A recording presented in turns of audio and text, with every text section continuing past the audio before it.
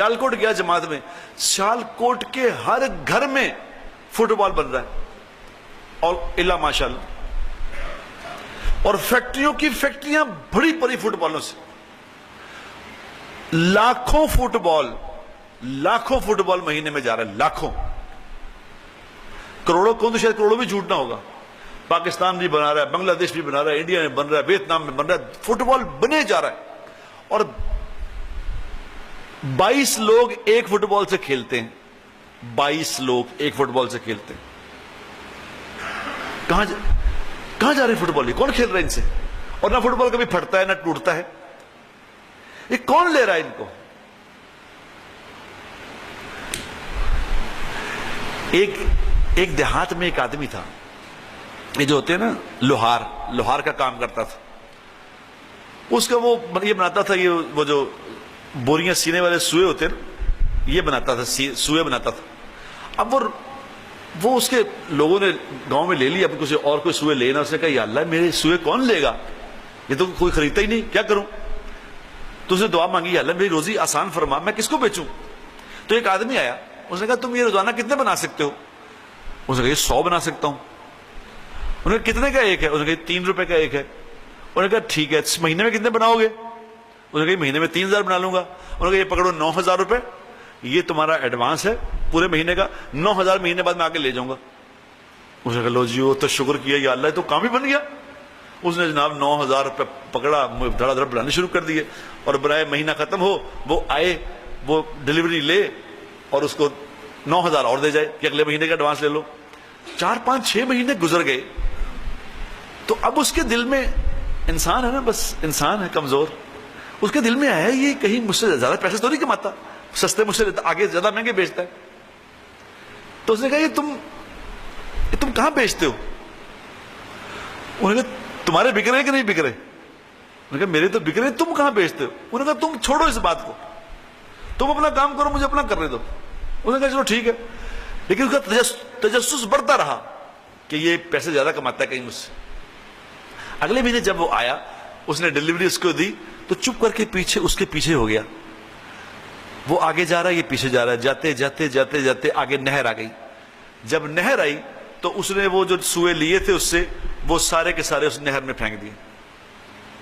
نہر میں پھینک کے اس نے پیچھے دیکھا، انہوں نے کہا تو پتہ چل گیا کہاں لے کے جاتا ہوں، یہ سمجھ آ گئی کہاں لے کے جاتا ہوں؟ انہوں نے کہا اللہ کے بندے، میں تو فرشتہ ہوں، مجھے اللہ بھیجتے تھے تیرے لیے، اللہ روزی دینے والی ذات ہے، وہ نظام چلاتی ہے، وہ بھیج رہی تھی، تیرے لالچ نے تجھے پھنسا دیا، آج کے بعد میں دوبارہ نہیں آؤں گا۔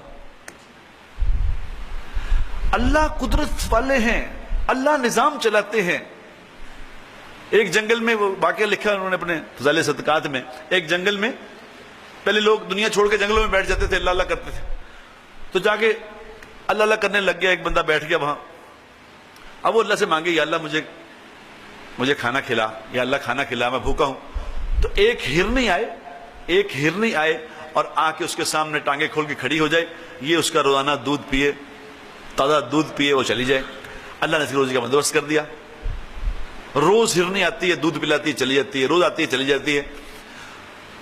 تو کچھ دنوں کے بعد اس کو کسی نے خبر دی، کوئی بندہ وہاں سے گزرا، اس نے کہا وہاں قافلہ آیا ہوا ہے، ایک قافلہ قریب آیا ہے، اس کے پاس بہت سارا سامان ہے، بہت سارا اناج ہے، بہت ساری چیزیں ہیں، تم لے آؤ وہاں سے جا کے۔